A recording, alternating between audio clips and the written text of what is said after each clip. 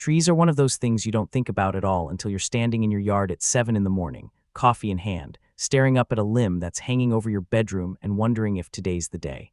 And the question that always comes next is the same one. Does this thing need a trim, or does it need to come out entirely? So let's actually answer that, because most people get this wrong in one specific direction, and it costs them money. Here's the short version, and then I'll unpack it. If the trunk is sound and the roots are stable, you almost always trim. If the trunk's compromised, the roots are failing, or more than half the crown is dead, you remove. Everything in between is a judgment call about risk, cost, and honestly what that tree's going to look like in 5 years.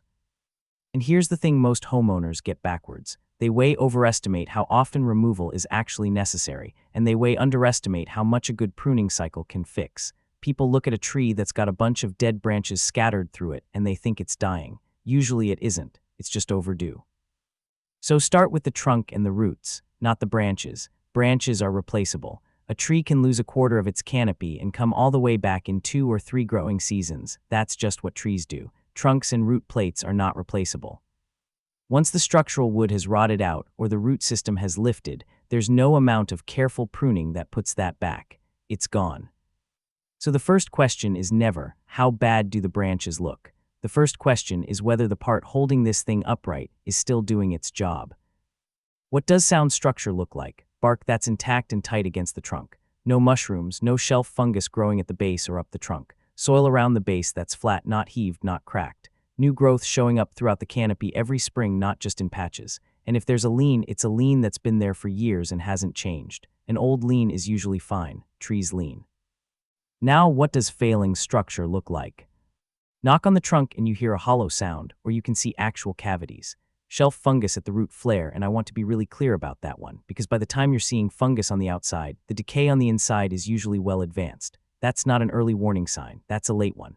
Then there's a lean that showed up recently, especially after a storm. Soil mounding up on the side opposite the lane, which means the root plate is levering out of the ground. And deep vertical cracks running up the trunk. Okay, so when is trimming the right answer? Honestly, most of the time, trimming handles the vast majority of what actually bothers people. Limbs over the roof, branches you have to duck under to get to your car. A canopy that's just gotten dense and heavy over the years.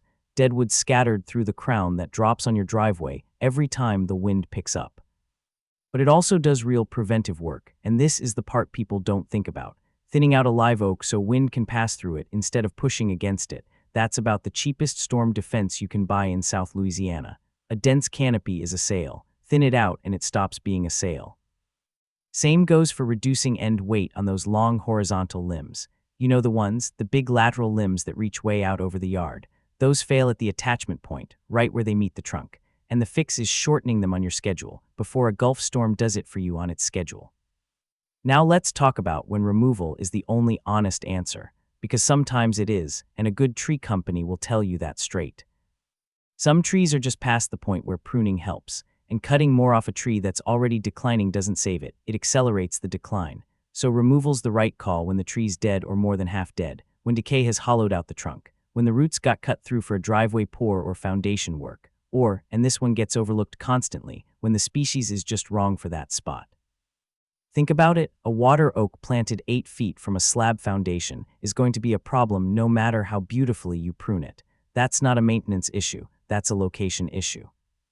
And dealing with it at 20 feet tall costs a fraction of what it costs at 60. Right tree, wrong place, still small, take it out now, plant something else. You'll thank yourself in 15 years. So let me give you the quick gut check. Deadwood in an otherwise healthy crown, trim. Limbs touching the roof or the gutters, trim. Storm snapped off 2 big limbs but the trunk's intact, trim. Hollow trunk or fungus at the base, remove. New lean with soil lifting, remove. More than half the canopy dead, remove. Roots severed by construction, usually remove. But plenty of trees don't land cleanly in either column, and I'd be lying if I said otherwise. A pine with a crown that's thinning out, a pecan with 1 big dead leader.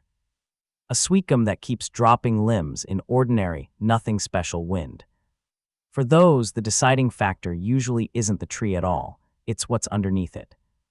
A declining tree in the back corner of a lot with nothing under it but grass. You can watch that for another season or 2. Same exact tree leaning over a bedroom or over your neighbor's fence, completely different conversation. risk isn't just about the condition of the wood, it's about what happens when the wood lets go. And Baton Rouge changes the math on all of this. Our clay soil holds water. It holds a lot of water, and during long wet stretches it loosens root plates, which is why trees around here tend to fail in saturated ground more often than they snap in half. A tree that felt rock solid in June can be genuinely unstable after a week of August rain. Nothing about the tree changed. The ground changed. Hurricane season compresses the timeline too. From June through November, a marginal tree in Baton Rouge, or Denham Springs, or Gonzales has a real shot at becoming a 2 in the morning emergency instead of a scheduled Tuesday job. And emergency work costs more, takes longer, and usually involves something of yours getting damaged first.